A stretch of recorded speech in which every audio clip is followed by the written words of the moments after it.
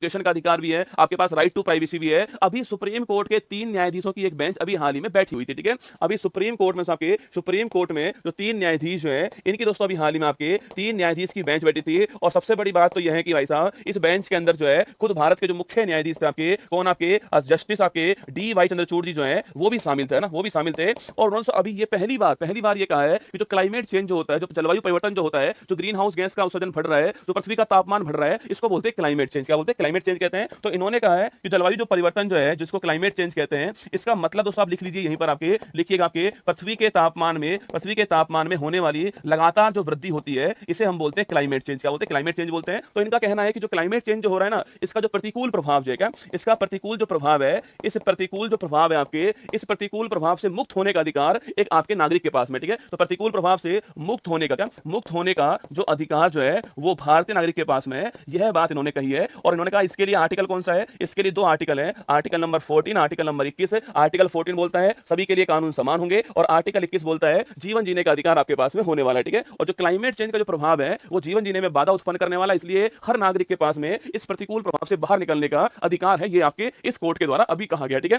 अभी दोस्तों आप पूछोगे सर यह बात सुप्रीम कोर्ट ने किस केस में कही? आपके सुनो, यह केस कौन सा है? यह ग्रेट इंडियन बस्टर्ड। कौन सा है? जो ग्रेट इंडियन जो बस्टर्ड, इसको गोंडावन कहते हैं, इसके संरक्षण के लिए क्या है? इसके संरक्षण के लिए अभी दोस्तों हाल ही में एक केस चल रहा था, उस केस के दौरान ही सुप्रीम कोर्ट ने ये बात कही है ना। तो ग्रेट इंडियन बस्टर्ड कौन होता है आपके? जिसको हम गोंडावन कहते हैं, जो कि राजस्थान का क्या है? राजस्थान का राजकीय पक्षी भी है, ये आप जानते हो ना। तो हमारा आंसर हो गया आर्टिकल नंबर 14, आर्टिकल नंबर 21 हो गया है।